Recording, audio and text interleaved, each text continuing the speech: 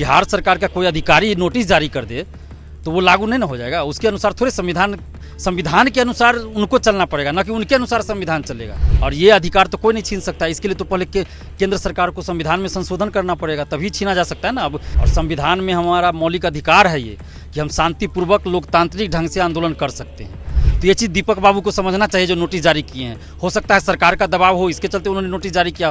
बिहार में शिक्षक बहाली की जो प्रक्रिया है वो सरहद पे जंग के जैसी है। आपने देखा होगा कि जब पात्रता परीक्षा पास करते हैं छात्र, उसके बाद कई सारे संघर्ष से गुजरना पड़ता है। लेकिन जब बीपीएससी के द्वारा बहाली का नोटिफिकेशन निकाला गया, उसके साथ शिक्षा विभाग का एक फरमान भी जारी हुआ कि अगर कोई इस लोकतंत्र में इस कानून के खिलाफ, इस नियमावली के खिलाफ प्रदर्शन करेगा तो उस पर कानूनी कार्रवाई की जाएगी। छात्र नेता दिलीप फिर आ गए हैं सामने मीडिया के। अब डर नहीं लगता? जिस तरह सरकार ने तो सीधा अल्टीमेटम दे दिया है, क्या मांग है और इस डर के न होने की वजह क्या है आपकी? देखिए, डर न होने की वजह यही है कि हम लोग संविधान को मानते हैं और संविधान में हमारा मौलिक अधिकार है ये कि हम शांतिपूर्वक लोकतांत्रिक ढंग से आंदोलन कर सकते हैं।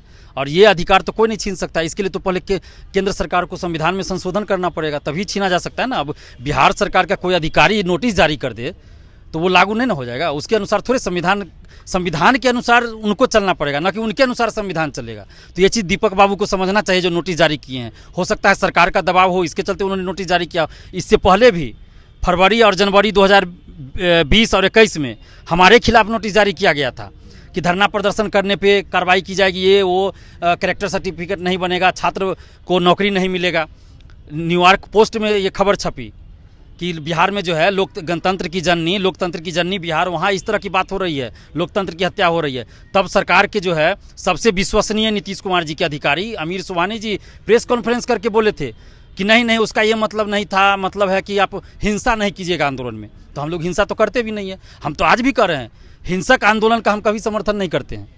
अगर हिंसक आंदोलन कहीं हो रहा है तो सरकार उस पर दमनात्मक कार्रवाई करे, भरपूर कार्रवाई करे।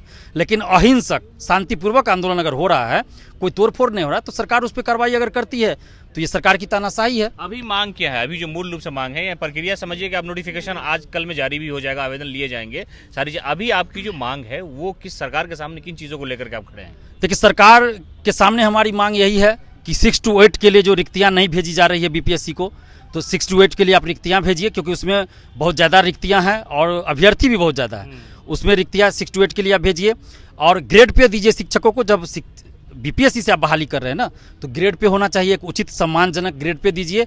और अपीयरिंग में भी मौका दीजिए शिक्षक अभ्यर्थियों को, चूँकि बहुत सारे ऐसे अभ्यर्थी हैं जो पात्रता परीक्षा पास है लेकिन बीएड का उनका रिजल्ट नहीं आया है, 1 महीना 1.5 महीना में आ जाएगा और वो वंचित रह जाएंगे।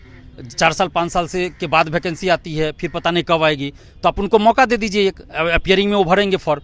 और नियोजित शिक्षक का अलग आप एग्जाम लीजिए और जो नई बहाली होना है उनका अलग एग्जाम लीजिए, क्योंकि नियोजित शिक्षक 4 लाख हैं और आप 1,70,000 वैकेंसी निकाले हैं। तो आप किस उम्मीद से निकाले? यानी कि आपने पहले मान लिया कि नियोजित शिक्षक पास नहीं करेंगे इसमें। यही ना सरकार की मंशा होगी। नहीं तो 4 लाख अगर अपीयर होंगे, अगर मान के चलिए कि 4 लाख में से 2 लाख भी अगर पास कर जाए तो फिर तो 1,70,000 वैकेंसी ही है सरकार की निकाला है, तो कैसे ये चलेगा? यानी कि सरकार ये मान के चल रही है ना कि नियोजित शिक्षक पास नहीं करेंगे, सरकार ये मान रही है। तो नियोजित शिक्षक का आप अलग एग्जाम लीजिए, उनको बिना शर्त आप पहले राज्यकर्मी का दर्जा दीजिए, उसके बाद आपको एग्जाम लेना है लीजिए। अगर वो पास कर जाए 3 बार में ठीक, पढ़ाने दीजिए। नहीं पास करे तो गैर शैक्षणिक कार्य में लगाइए उनको। आप पैसा दीजिए उनको, जितना वेतन मिल रहा है उतना ही, लेकिन गैर शैक्षणिक कार्य में उनको लगाइए। अच्छा, जो मांग है आपकी, अगर ये मांग नहीं मानी जाती है, या जो आप कह रहे हैं कि वो शिक्षक अगर पात्रता पास नहीं कर पाएंगे फिर से, तो उनको हटाने का भी की साजिश सरकार की तरफ से हो सकती है, तो ये मामला तो न्यायालय में भी जा सकता है। बिल्कुल न्यायालय में जाएगा और जा भी चुका है। कुछ लोग जो नए अभ्यर्थी है, शिक्षक अभ्यर्थी, वो लोग शायद सुप्रीम कोर्ट गए भी हैं, वो चल भी रहा है मामला, कोर्ट में गया भी है।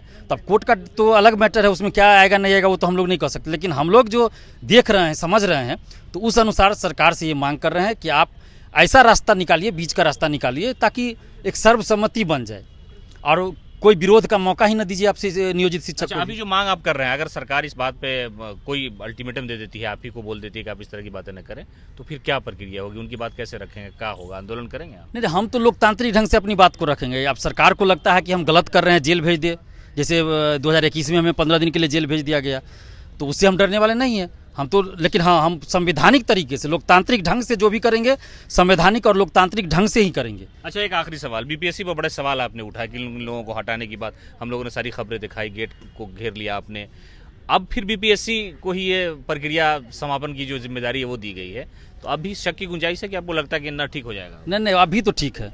जब आप लोगों ने इतना साथ दिया, परीक्षा नियंत्रक उस समय के अमरिंदर कुमार हट गए, बीपीएससी के नए चेयरमैन आए, बहुत सारा सुधार हुआ है, तो अभी तो सही से चल रहा है। बेवजह हम आरोप थोड़े लगाएंगे, जो सही है तो सही बोलेंगे। यहीं पे आप दूसरा बोर्ड का आप बात कर लीजिए, सीएसबीसी हो या दरोगा बहाली का, तो हम बोलेंगे कि भ्रष्टाचार का अड्डा वो बना हुआ है। पहले हम बीपीएससी के बारे में भी बोलते थे कि भ्रष्टाचार का अड्डा है, लेकिन अभी बीपीएससी के बारे में हम 6 महीना से नहीं कुछ बोल रहे हैं, क्योंकि बीपीएससी में अभी बहुत सुधार हुआ है, पारदर्शिता लाई गई है, बहुत अच्छे से काम हो रहा है। हाँ, ये है कि जो पिछले एग्जाम हो चुका है, बहुत सारा उसका रिजल्ट पेंडिंग है, तो प्रक्रियाधीन है, वो अलग चीज़ हुआ। लेकिन धांधली सेटिंग का जो बात है, तो उसमें बहुत सुधार हुआ है, पारदर्शिता बहुत ज़्यादा आई है और आगे भी आएगी। तो हम अतुल प्रसाद जी को इसके लिए धन्यवाद देते हैं, सरकार को भी धन्यवाद देते हैं कि सरकार ने हम लोगों की बात को माना और बीपीएससी में बहुत सारा सुधार किया। तो ये थे हमारे साथ छात्र नेता दिलीप। इन्होंने कहा कि जो हमारी मांग है वो 6 to 8 की जो नियुक्ति होनी थी उसको लेकर के हम लोग मांग कर रहे हैं कि वहाँ ज़्यादा सीटें खाली है, लेकिन सरकार उस पर ध्यान नहीं दे रही, उस पर अविलंब कार्रवाई करने की ये बात कर रहे हैं। साथ ही साथ कहा कि जिस तरह से सरकार ने एक एडवाइजरी जारी की है कि अगर कोई इस तरह का प्रदर्शन करेगा तो उसके खिलाफ कानूनी कार्रवाई। उन्होंने कहा संवैधानिक तौर पर हम इस तरह की मांग करते रहेंगे और ये हमारी जिम्मेदारी है और नैतिक आधार पर हम ऐसे लोगों से बातचीत भी करेंगे।